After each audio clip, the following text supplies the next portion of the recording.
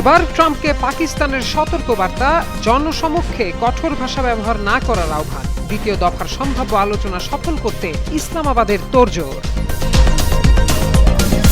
Iran সমঝোতায় না এলে কঠিন পরিণতির হুঁশিয়ারি ট্রাম্পের। পাকিস্তানের মধ্যস্থতায় সম্মানজনক চুক্তির প্রত্যাশা ওয়াশিংটনের। তেহরানের পারমাণবিক অস্ত্র নিয়ে মার্কিন প্রেসিডেন্টের স্পষ্ট বার্তা।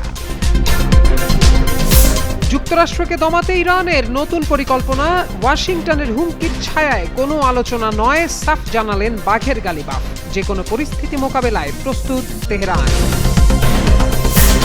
যুক্তরাষ্ট্রের প্রতিনিধি দলের পাকিস্তান সফর নিয়ে ধোঁয়াশা। এখন পর্যন্ত ওয়াশিংটন ডিসি ছাড়েননি মার্কিন ভাইস প্রেসিডেন্ট। অনিশ্চয়তার মুখে যুদ্ধবন্ধের আলোচনা। যুক্তরাষ্ট্রের নৌ অবরোধ দীর্ঘায়িত হলে মুখ থুবড়ে পড়তে পারে ইরানের অর্থনীতি। তেল বাণিজ্যে বড় ধরনের অস্থিরতার শঙ্কা, তবুও তেহরানকে নতি স্বীকার করানো কঠিন বলছেন বিশ্লেষকরা।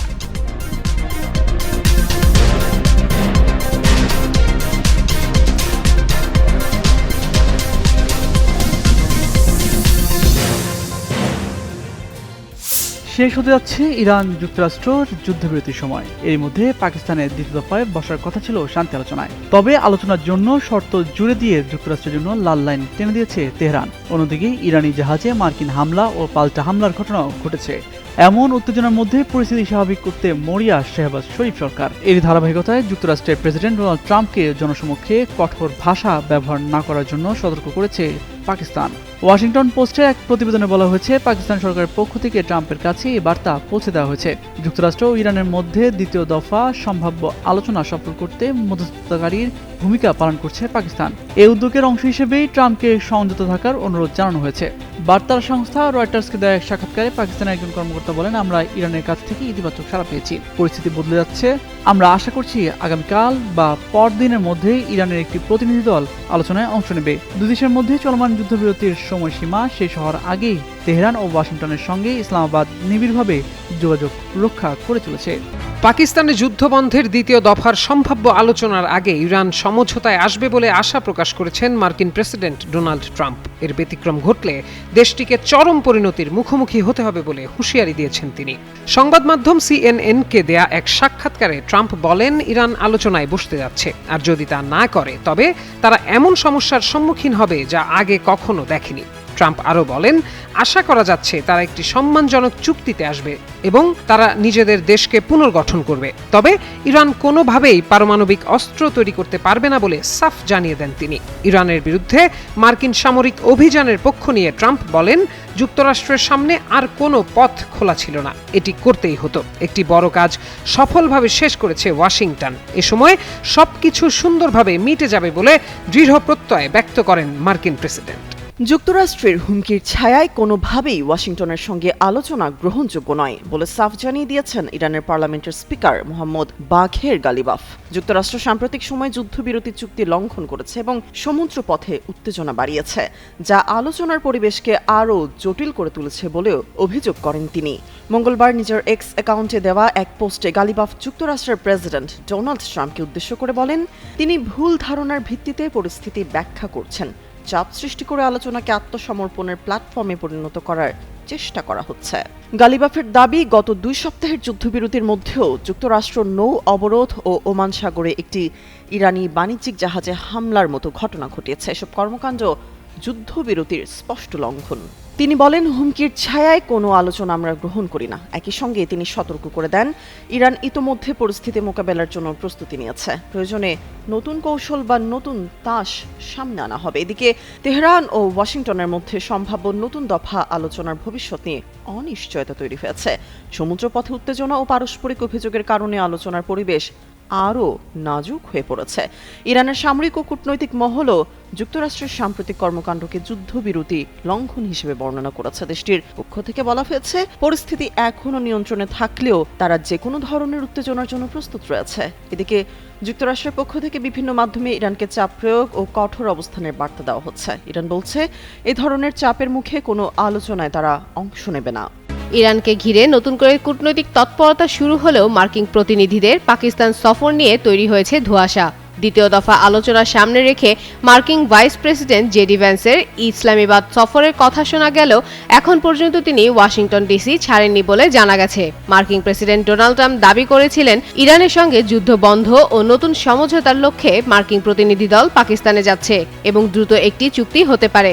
তার ভাষ্য অনুযায়ী জেডি ভ্যান্সের নেতৃত্বে দলটি সোমবার সন্ধ্যায় ইসলামাবাদে পৌঁছানোর কথা ছিল। তবে এ বিষয়ে অবগত একটি সূত্র বার্তা সংস্থা রয়টার্সকে জানিয়েছে আলোচনায় দ্বিতীয় দফা বৈঠক এখনও নিশ্চিত হয়নি, ফলে প্রতিনিধি দলের কেউই এখন পর্যন্ত রওনা দেননি। অন্যদিকে ইরান এখনও আনুষ্ঠানিকভাবে আলোচনায় অংশ নেওয়ার বিষয়টি নিশ্চিত করেনি। তেহরান জানিয়েছে যুক্তরাষ্ট্রের অবরোধ প্রত্যাহার ছাড়া তারা কোনো আলোচনায় বসবে না। ইরানের পররাষ্ট্রমন্ত্রী আব্বাস আরাকচি পাকিস্তান ও রাশিয়ার সঙ্গে ফোন আলাপে বলেছেন, যুক্তরাষ্ট্রের বিরোধপূর্ণ ও অবৈধ আচরণ কূটনীতির সঙ্গে সাংঘর্ষিক। এ অবস্থায় সম্ভাব্য বৈঠককে কেন্দ্র করে পাকিস্তান কূটনৈতিক ও নিরাপত্তা প্রস্তুত জোরদার করেছে। ট্রাম্প একদিকে বলছেন আলোচনায় তিনি তাড়াহুড়া করবেন না, আবার অন্যদিকে দাবি করছেন দ্রুত চুক্তি হবে এবং সেটি 2015 সালের জিসিপিওএ এর চেয়েও ভালো চুক্তি হবে।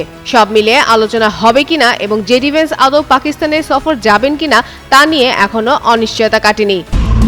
ইরানের পারমাণবিক কর্মসূচি নিয়ে চলমান আলোচনার মধ্যেই 28 ফেব্রুয়ারি যুক্তরাষ্ট্র ও ইসরায়েল দেশটিতে ব্যাপক হামলা চালায়, যার লক্ষ্য ছিল মূলত শাসন ব্যবস্থা পরিবর্তন। প্রথম উপসাগরীয় যুদ্ধে ইরাকে মার্কিন জোটের হামলার তুলনায় প্রায় 18 গুণ বেশি জোরদার আক্রমণের মাধ্যমে 13,000-এর মতো বেসামরিক, রাজনৈতিক, অর্থনৈতিক ও সামরিক স্থাপনাকে লক্ষ্যবস্তু করা হয়। তবে এসব হামলা কেবল কিছু অস্থায়ী কৌশলগত অর্জন এনে দিলেও ইরানের সরকার পরিবর্তনের মতো স্থায়ী ফল আসেনি, বরং যুক্তরাষ্ট্র ইরানকে প্রস্তর যুগে পাঠানোর হুমকি দিয়ে তেল সম্পদের ওপর নিয়ন্ত্রণ প্রতিষ্ঠার ইঙ্গিত দিয়েছে। এই পরিস্থিতিতে ডোনাল্ড ট্রাম্পের নেতৃত্বাধীন ওয়াশিংটন এবং মোজতবা খামেনির তেহরান 14 দিনের যুদ্ধবিরতিতে সম্মত হয় এবং পাকিস্তানে প্রথম দফা বৈঠকও করে। তবে উভয় পক্ষের কঠোর অবস্থানের কারণে কোনো চুক্তি তো হয়নি, বরং পরবর্তী আলোচনাও পড়েছে অনিশ্চয়তার মুখে। মার্কিন বিশ্লেষক উইলিয়াম জার্টম্যান এই অবস্থাকে পারস্পরিকভাবে ক্ষতি সাধনকারী অচল অবস্থা হিসেবে বর্ণনা করেছেন, যেখানে যুদ্ধ চালিয়ে যাওয়ার খরচ এর ফলে যে লাভ হবে তার চাইতে বেশি।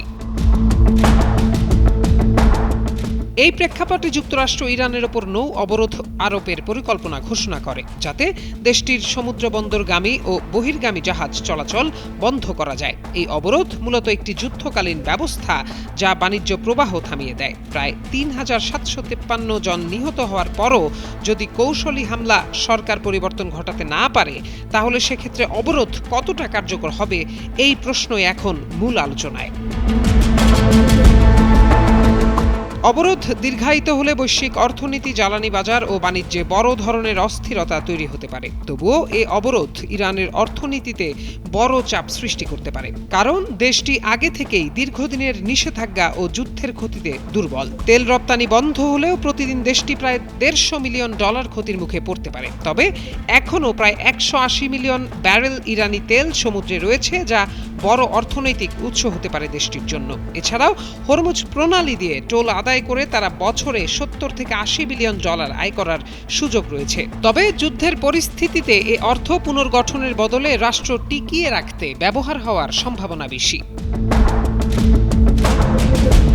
ইরাক, কিউবা ও ভেনেজুয়েলার উদাহরণ ঘাটলে দেখা যায় কিউবা দীর্ঘদিন অবরোধে থেকেও টিকে আছে, আর ভেনেজুয়েলার ক্ষেত্রে রাজনৈতিক পরিবর্তনের বদলে নিয়ন্ত্রণ বজায় রাখার চেষ্টা বেশি পরিলক্ষিত হয়েছে। আর ইরান, যার আঞ্চলিক প্রভাব বেশি, জ্বালানির দিক থেকে গুরুত্বপূর্ণ এবং নিষেধাজ্ঞা এড়ানোর ক্ষমতা রাখে, তাকে অবরোধের মাধ্যমে নতি স্বীকার করানো আরও কঠিন হবে। প্রত্যয় দাস, যুগান্তর নিউজ।